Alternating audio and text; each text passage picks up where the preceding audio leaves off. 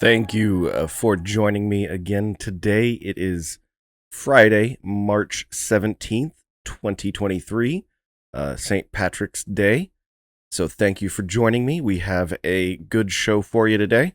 And again, my name is Ryan, and I am a sinner who is saved by grace through faith because of the sacrifice that Jesus Christ made for me on the cross, where he died and 3 days later was resurrected so I can have an assurance of salvation and a resurrection at the last day.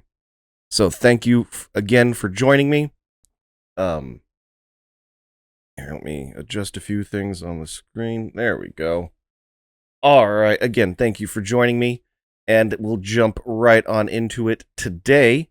What I expected to happen, Janet Yellen just told us all that Janet Yellen, the Treasury Secretary, just said not all uninsured deposits will be protected in future bank failures. And this really upsets me. I'm somebody who really cares about fairness and being, equally applying the laws to everybody, as that's a necessary part of our Constitution. And this is just a complete slap in the face to average people like you and me. And what we saw in 2008 was that the big banks all got bailed out of their problems that they made and created for themselves, while average Americans like me and you and everybody else were losing their homes. And it seems like they are going to just go ahead and do that again. So we will read this story before I jump too much into my own personal opinion on it. Washington, Treasury Secretary Janet Yellen sought to reassure markets and lawmakers on Thursday that the federal government is committed to protecting U.S. bank deposits following the Silicon Valley Bank and Signature Bank failures over the weekend. Our banking system remains sound, and Americans can feel confident that their deposits will be there when they need them. Under questioning, however, Yellen admitted that not all depositors will be protected over the FDIC insurance limits of $250,000 per account, as they did for customers of the two failed banks. Yellen has been at the center of emergency federal efforts this past week to recover deposits for account holders at two failed banks, the California-based Silicon Valley Bank, or SVB, and the crypto-heavy Signature Bank based in New York. A majority of SBV's customers were small tech companies, venture capital firms, and entrepreneurs who used the bank for day-to-day cash management to run their businesses. Those customers had $175 billion on deposit with tens of millions in individual accounts. That left SVB with one of the highest share of uninsured deposits in the country when it collapsed, with 94% of its deposits landing above the FDIC's $250,000 insurance limit. And what's upsetting about this is that that's not how insurance works. Okay, just boiling it down, if I buy insurance that has a limit of $250,000, it's going to be applied to me to the penny. Okay? But if you're a Silicon Valley startup that has, connections to venture capital firms and big money, they'll cover you up as much as they want. They'll cover you up to as much as what your account's worth. And so they'll do this at the first couple banks that are like this. But as it gets on down the line and more banks fail, if they do, I hope that they don't. But if they do, at some point, they're going to have to actually, enforce the insurance limit that they paid into. So again, it's not like the government is just handing out a bunch of money. So what FDIC is it's insurance. Okay. And so the banks and you and me through the banks all pay for this insurance like you would any other insurance. And so when somebody gets covered above that insurance limit, that means that there is less money to pay out the people later on down the line that also paid into it. And so it's just a huge scam that that is being perpetrated on the American people, that these banks are getting bailed out for their full account values, when you and me, and if you lose your house, they're not going to reimburse you for the value of your house. There's no insurance there. And it's just, I'm a very conservative person. I'm a Republican, so I'll just let you know that. But I'm not all about socialism. But what we need to do is we need to stick to what we agreed to. Okay? We all agreed $250,000 is the limit. If you decided to go and have an account with more than that in it and you didn't get any kind of extra insurance, because what they're not telling you is that these companies could have bought extra insurance that covered their accounts for the entire value. They could have been paying into that out of their own pockets in case something like this happened. They could have done their due diligence with SVB and made sure that they that it was a bank that wasn't doing a bunch of social justice nonsense and environmental social government stuff. Okay, they could have gone to a bank that wasn't a complete failure of a bank, right? They could have gone somewhere that wasn't doing all of those things, but they decided to go with SVB, and they should have had to pay the consequences of it. And I know that they're going to say, "Oh, this was to try to stop more banks from failing and keep up the idea that your money's insured and stop bank runs." But it's just going to cause people more and more heartache, as they're now assuming that they're going to get bailed out of all of their money in those accounts, when in reality they won't. So just something to be aware of. It's very upsetting to me when an unequal application of the laws happens, and that's exactly what this is.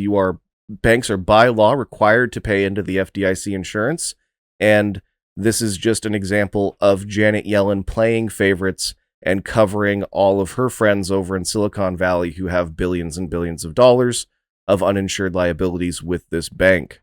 So, again, not something that I'm happy about, and we'll get a Bible verse that has to do with this a little bit, and I think that this is a good one. It comes from Proverbs 22:22-23. Do not rob the poor because he is poor, nor oppress the afflicted at the gate, for the Lord will plead their cause and plunder the soul of those who plunder them. And I think that is a message that the rulers in our society really need to get and to understand. They cannot just treat us like we are idiots and dumb and poor because we're poor. So, something to think about, I hope. And again, I love our country. I love, the Constitution, and I think that it's really important that we live up to the laws that have been legally created, and that this is a complete, it's crony capitalism is essentially what it is. All right, so we're going to move on to our second news story. This one is along the line, it comes from China. So China has been, in the last week or so, been very successful in its international relations. It brokered a deal between Saudi Arabia and Iran, that they both fall on different sides of the Muslim world. One's Sunni and the other is Shiite. And so China stepped in and was able to broker a deal that ended the civil war in Yemen that was being funded by these two opposing sides. And so now China is proposing an initiative on global civilization, and they'd like nothing more than for their communist ideals to be at the center of any kind of a global government or one world power.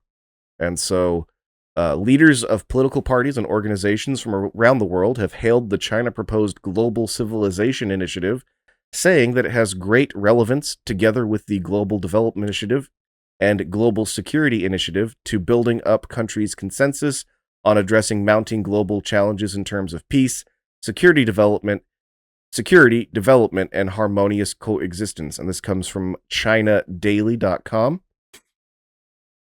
Their comments come as Xi Jinping, General Secretary of the Communist Party of China Central Committee, unveiled the Global Civilization Initiative on Wednesday at the CPC in dialogue with world political parties' high-level meeting. The meeting's theme was Path Towards Modernization, the Responsibility of Political Parties. The initiative calls for respect for the diversity of civilizations, upholding the common values of humanity in pursuing peace, development, equity. That's something we need to be concerned about. Equity is not the same as equality. Justice, democracy, and freedom, and promoting robust international people-to-people exchanges and cooperation. Political leaders who took part in the virtual meeting spoke positively about Xi's initiative and expressed their willingness to work with the CPC, the Chinese, CPC, to play a guiding role in promoting exchanges and mutual learning of civilizations and pursuing a path toward modernization based on their own national contexts. This is just China attempting to normalize their horribly evil, repressive, authoritarian, communist government, and trying to normalize that by, I believe that they're essentially just going to pay everybody off that's a part of this. So they're going to say, if you're a part of this, we'll give you loans and money and all sorts of benefits to say that you're part of this, what are they, global civilization initiative. And it's something that we should absolutely be concerned about. We shouldn't be scared or worried about it. And again, we shouldn't be scared or worried about what's going on in the financial system. God is in control, and ultimately, we will see in the verse that I'm going to read what will happen in civilization at the end of time. And so we're going to read a passage. I forgot to put the verse on there. I'm sorry. It comes from...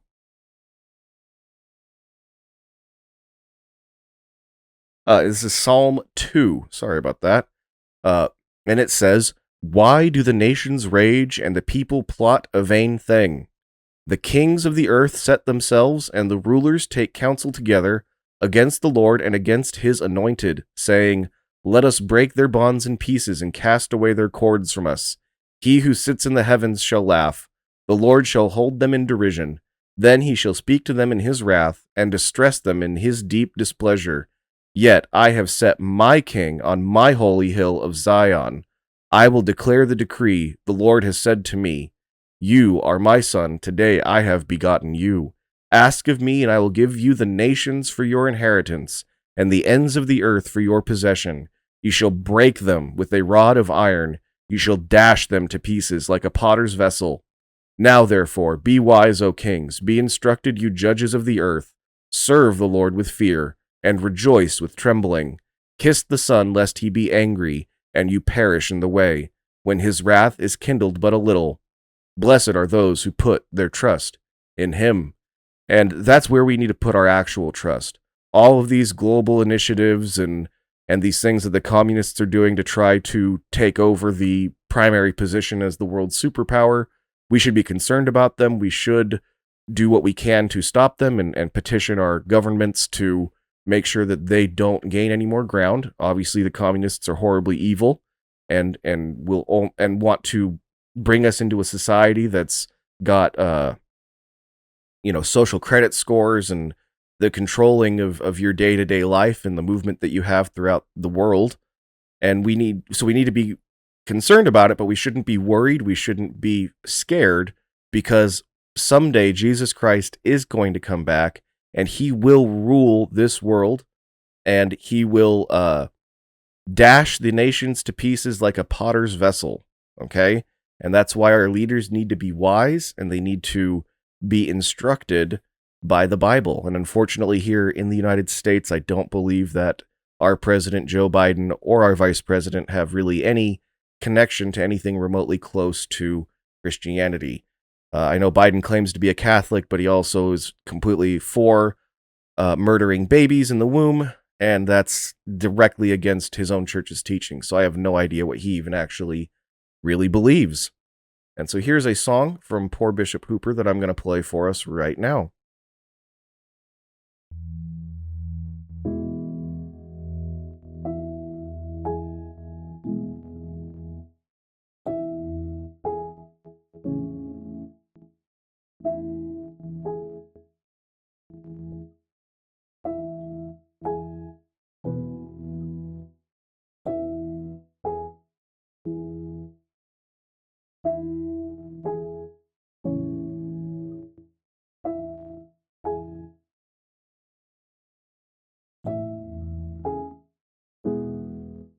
On your holy mountain, you have placed your chosen king.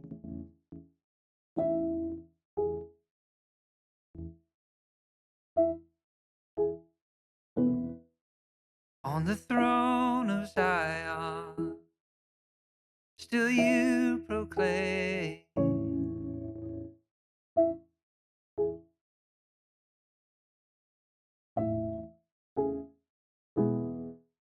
On your holy mountain, you have placed your chosen king.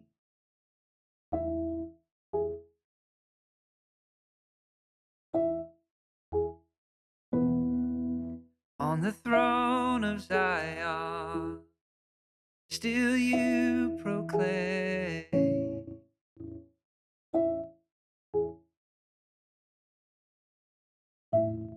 And I will tell the decree the Lord said to me, you are my son, today I have begotten you.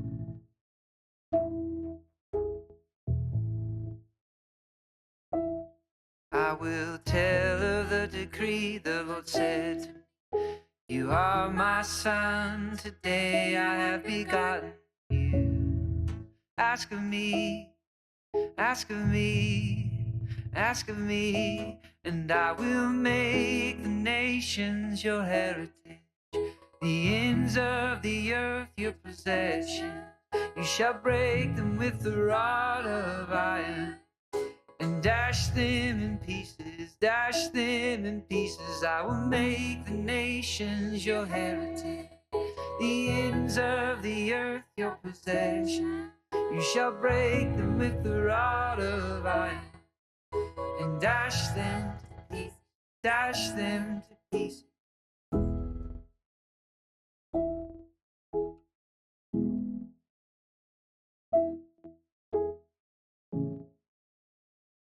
All right, that was just a little bit of that song. I highly recommend you check out Poor Bishop Hooper. They're a wonderful couple that did a song for every one of the Psalms. And so you should go check them out over here on YouTube. All right, we'll get into the last two stories that are kind of combined, kind of the same. And so we have humanoid robots are coming. So we have a look here at this Figure 01, a humanoid robot being built by a startup called Figure. And this looks very similar to a humanoid robot that Elon Musk is working on as well, that he will be making through Tesla. And we'll read the story here. It's from Axios. Human-shaped robots with dexterous hands will be staffing warehouses and retail stores, tending to the elderly, and performing household chores within a decade or so, according to a Silicon Valley startup working toward that vision. Let's just say that startup is likely being bailed out by the federal government right now. And why it matters, demographic trends such as a persistent labor shortage and the growing elder care crisis make fully functioning AI-driven humanoid robots look tantalizingly appealing. Companies such as Amazon are reportedly worried about running out of warehouse workers whose jobs are physically and mentally demanding with high attrition. And one of the problems that Amazon is running into right now is they've literally hired all of the workers in certain areas. So in certain areas where their warehouses are, they've literally gone through 100% of the unskilled labor force. And so they hire them, they get fed up with the job, and then they quit, and then they hire somebody else. And they've literally gone through 100% of the workers in certain areas. And so they're facing staffing shortages. And this is always something that they're looking at to solve those staffing problems. The first thing that Amazon did to help with their staffing problems is they created moving shelving units. So at an Amazon warehouse today, the most modern ones, the shelves with all the items that need to be picked move to the human as they're standing at a station. They pick the item, and then the shelf moves on to the next person. And that just happens in a big rotating, not circle, because they have more smarts than to have to go in just a circle. But yeah, so that's one of the ways that they've started to automate their warehouses, and that eventually that they would love to go to full automation, as that is way easier and way cheaper than dealing with human beings. On top of the fact that Americans really don't want to do these jobs. We would much rather have a service sector job or something that isn't so menial and unskilled. So a heavy-hitting startup called Figure, which just emerged from what they call stealth mode, is building a prototype of a humanoid robot that the company says will eventually be able to walk, climb stairs, open doors, use tools, and lift boxes. and perhaps even make dinner. The company is the brainchild of Brett Adcock, a tech entrepreneur who previously founded Archer Aviation, a flying taxi maker that went public, and Vettery, an online hiring marketplace that he and his partner sold for $100 million.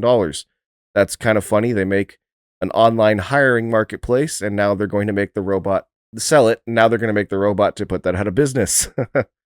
And so he's got 40 leading roboticists from Boston Dynamics and Tesla. So Boston Dynamics is out in Massachusetts, and they have been making humanoid and animal-like robots for a while. They've got humanoid robots that can jump and do flips and do a bunch of crazy stuff. They've got a dog-like robot that they mounted a gun to, and it can actually go around and shoot, which is pretty scary. And now some of those scientists and engineers have moved over to this new company in Sunnyvale, California, and they are working on a prototype. They said we just got done in December with our full-scale humanoid. We'll be walking that in the next 30 days. So they have a fully functioning prototype, or not fully functioning. They have a full-scale prototype, and it looks like it will be able to walk shortly. And so that is something that we need to be aware of. We're going to move on to our last story, which is in the same vein. And it says, bots run rampant on social media and most people can't tell the difference anymore.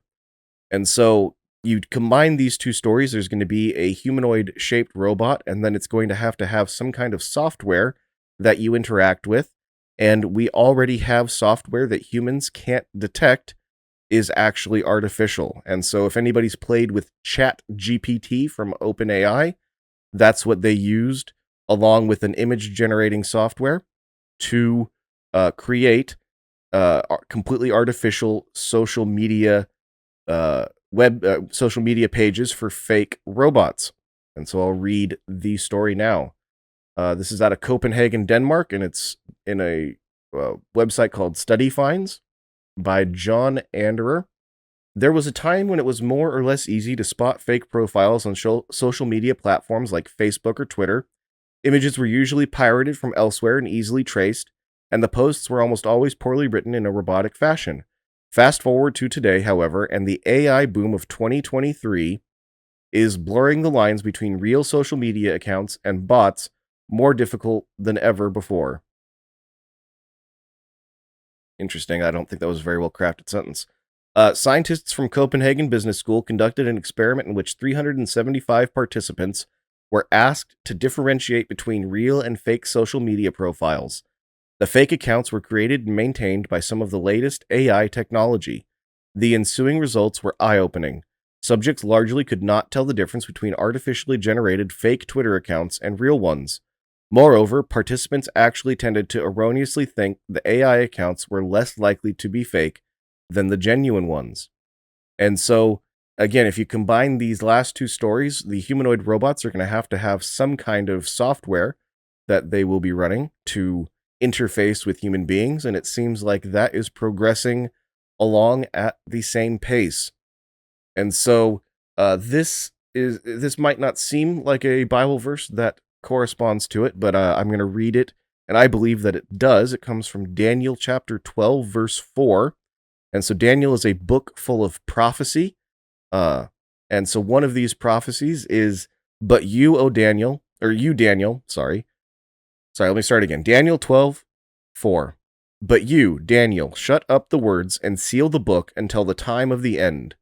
Many shall run to and fro, and knowledge shall increase.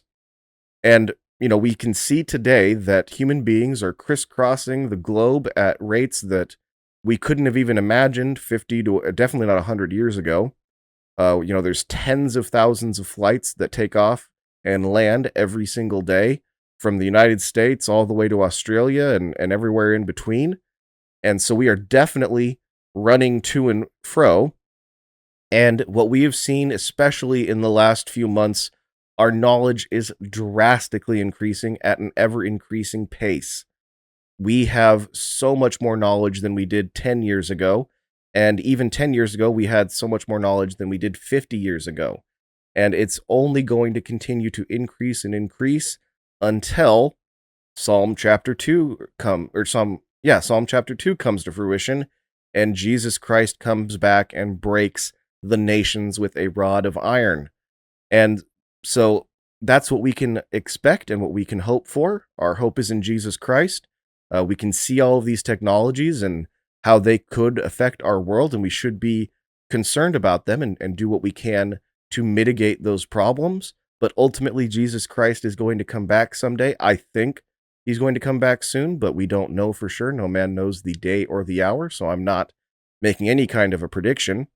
But yeah, with the way things are progressing and how quickly they're progressing, it's something that we should be excited about and hopefully awaiting. And it may not come in our lifetimes, but there's a good chance that it will. We've seen significant prophecies be fulfilled in the last 100 years. I think the biggest of which is the indwelling of the nation of Israel in the land, that the Jews have gone back to Israel and established a country there where they are bringing more and more Jews back home to the land every single day, which is wonderful.